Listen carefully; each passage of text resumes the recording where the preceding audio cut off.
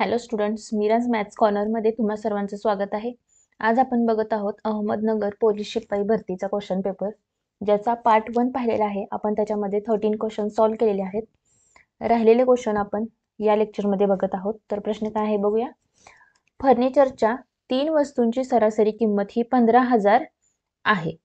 जर त्या वस्तूंच्या किमतीचे गुणोत्तर 3:5:7 असेल तर सर्वात स्वस्त वस्तूची किंमत किती? आता बघा, 3 वस्तूंची सरासरी किंमत किती आहे? 15,000 आहे. म्हणजेच 3 वस्तूंची बेरीज किती झाली? किमतीची बेरीज किती झाली? 15,000 गुणिले 3 म्हणजेच किती येते? 45,000. ठीक आहे. आता त्या वस्तूंच्या किमतीचे गुणोत्तर 3:5:7 आहे. तर सर्वात स्वस्त वस्तूची किंमत, स्वस्त म्हणजे कोणती? हे 3च्या प्रमाणात आहे, ती स्वस्त झाली. टोटल गुणोत्तरांची बेरीज किती येते? 5 आणि 3 8, 8 आणि 7 किती येते? 15. ह्या 15 पैकी सर्वात स्वस्त वस्तूचं गुणोत्तर किती आहे? 3. टोटल किती आहे बेरीज? 45,000. म्हणजेच काय केलं? 15 एके 15, 15 त्रिक 45 आणि हे 3 म्हणजेच 3 त्रिक 9,000 ही काय असणार आहे? सर्वात स्वस्त वस्तूची किंमत असणार आहे. ठीक आहे. काय केलं? गुणोत्तरावरून बेरीज काढली आणि बेरजेवरून जे गुणोत्तर दिलेलं आहे त्या गुणोत्तराचं काय केलं की सर्वात लहान म्हणजे गुणोत्तरांची बेरीज करून जी सर्वात लहान आहे ती अंशामध्ये लिहून त्यांचा गुणाकार केला. नेक्स्ट प्रश्न बघा. सुशांतने व्याजाच्या दरा इतक्या वर्षासाठी सरळ व्याजाने रुपये 1600 कर्ज घेतले. जर त्याने कर्ज फेडताना 784 व्याज दिले तर व्याजाचा दर काय होता? हा फक्त प्रश्न फिरवून विचारलेला आहे. सुशांतने काय केलं? व्याजाच्या दरा इतक्या वर्षासाठी म्हणजेच दर जर x असेल तर टाइम पिरियड म्हणजे किती वर्षांसाठी घेतलेला आहे? x वर्षांसाठी. म्हणजेच व्याजाचं सूत्र काय? व्याज किती आहे? व्याज बरोबर मुद्दल किती आहे? किती कर्ज घेतलं? 1600 रुपयाचं. म्हणजे 1600 गुणिले दर किती? x गुणिले किती वर्षांसाठी? x वर्षांसाठी भागिले 100. ह्या 2 झिरोला हा 2 झिरो गेला. x चा वर्ग बरोबर 784 भागिले 16. ठीक आहे. आता बघा, इथं भाग घातल्यानंतर किती येतं?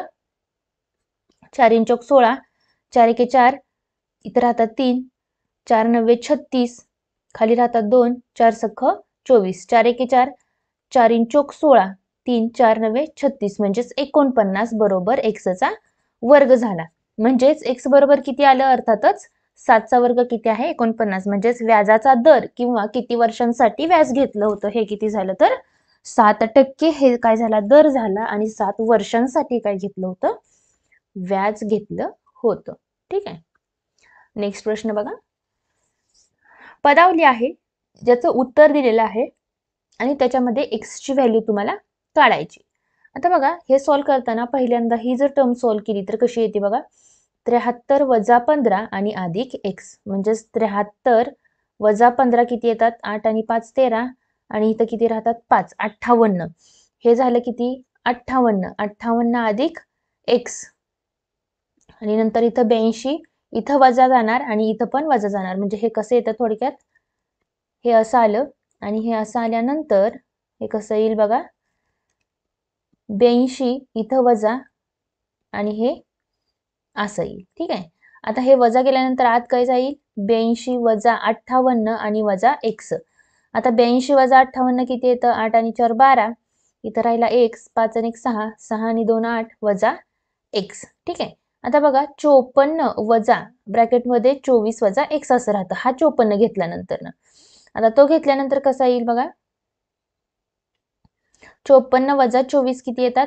0 आणि इथं 3 येतात. वजा वजा अधिक x बरोबर 37. हा इथं अधिक 30 आहे, आईकडे गेल्यानंतर वजा 30 होईल.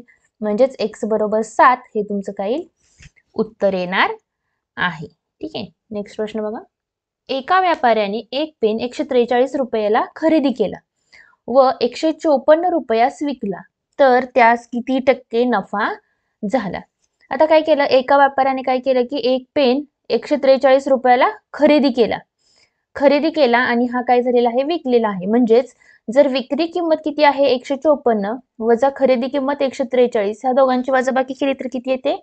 11 येते. म्हणजेच जी खरेदी किंमत आहे, खरेदी किंमत किती आहे?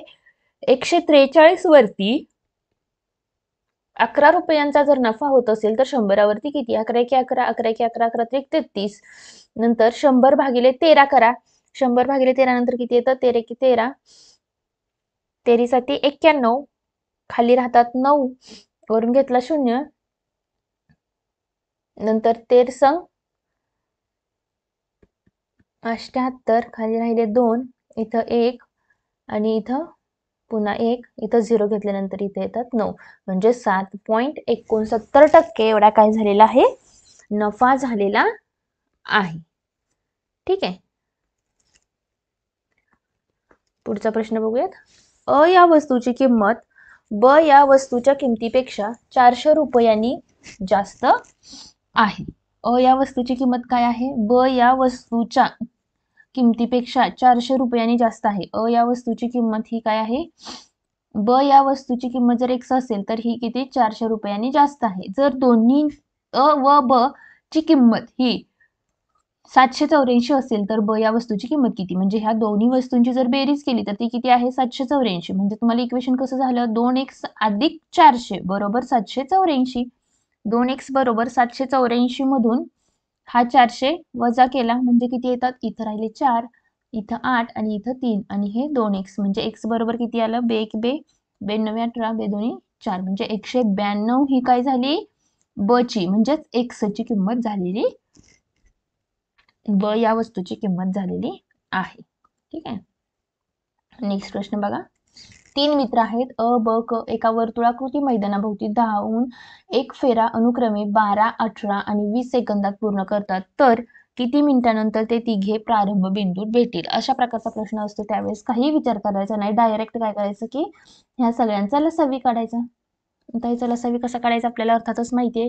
2 भागातला बेसक्की 12, बे 9 18, बे 10, नंतर याला कितीनी भाग जातो बघा, पुन्हा अजून एकदा 2 भाग जातो, बे त्रिक 9 आहे असं, बे पंचे नंतर 3 न जातो, 3 एके 3, 3 त्रिक 9, इथं 5, नंतर इथं जाईल 3 न आणि इथं 5 न, म्हणजे 3 5 15, 15 त्रिक 45, 45 गुणिले 2 90, 90 गुणिले 2 180, पण हे कशात येतं? सेकंदामध्ये येतं. पण तुम्हाला उत्तर कशात पाहिजे? मिनिटामध्ये.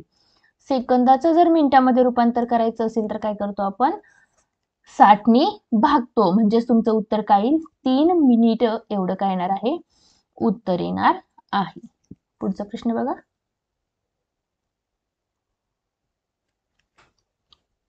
एक काम पूर्ण करण्यासाठी अनिलला 15 दिवस लागतात.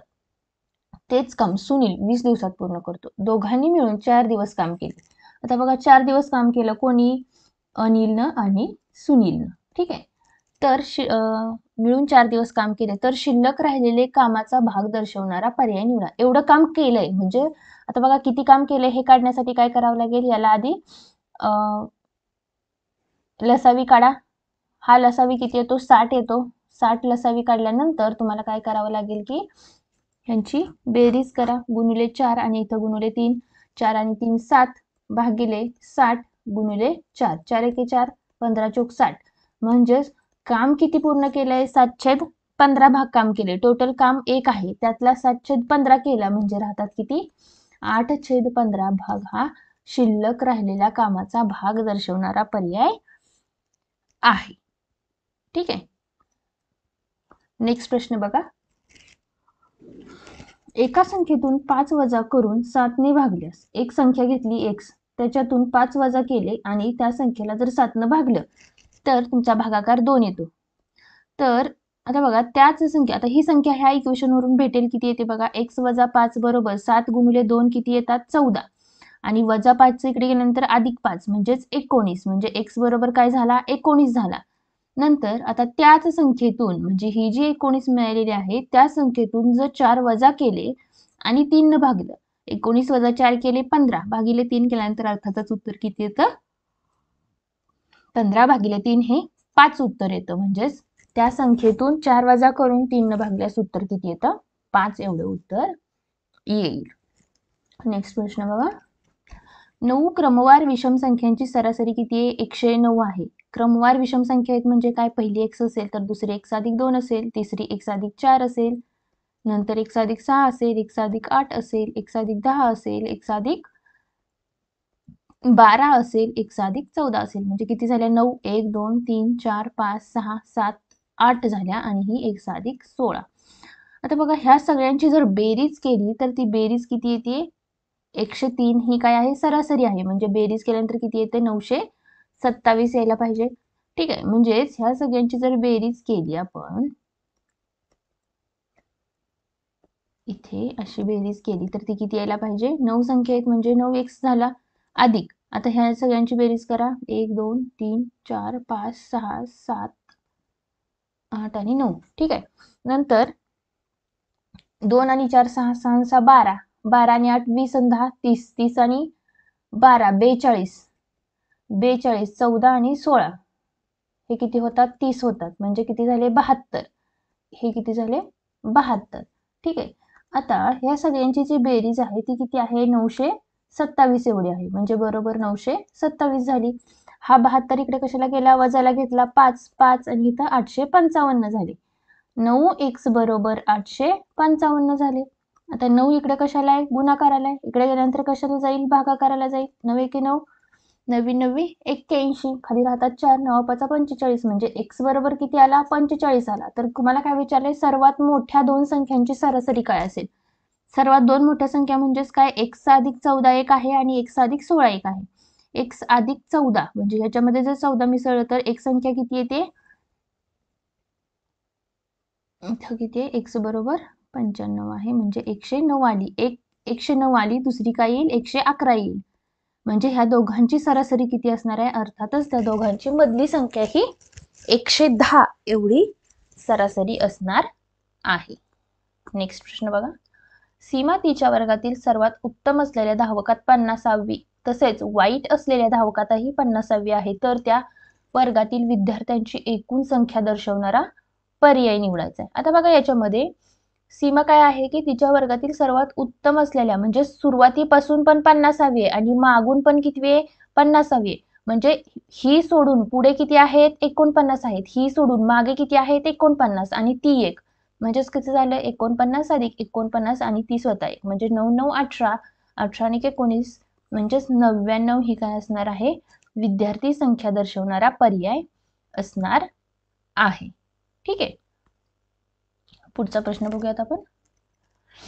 जर r ला n नी दर्शवले, d ला t नी दर्शवले, i ला u नी दर्शवले, u ला, आता बघा फक्त आपल्याला हे काय करायचंय की याच्यामध्ये इंट्रोड्यूस हा शब्द आहे, त्या शब्दाला कशाने दर्शवतात ते फक्त तुम्हाला सांगायचं आहे.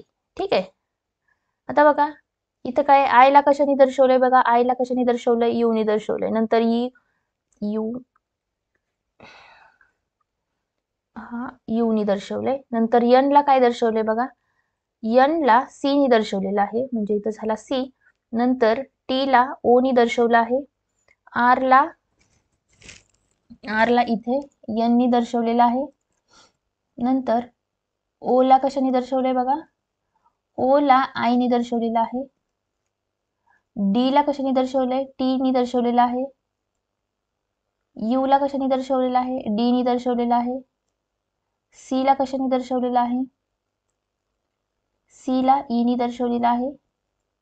आणि ई ला कशाने दर्शवले, बघा आर नी दर्शवलेलं आहे. म्हणजे हा ऑप्शन कोणता झाला, ऑप्शन बी हे तुमचं उत्तर येईल. ठीक आहे, आजचा व्हिडिओ इथं संपतोय. व्हिडिओ आवडला असेल तर व्हिडिओला लाईक करा आणि चॅनलला सबस्क्राईब करा. याचे पुढील राहिलेले प्रश्न आपण नेक्स्ट पार्ट 3 मध्ये बघणार आहोत. धन्यवाद.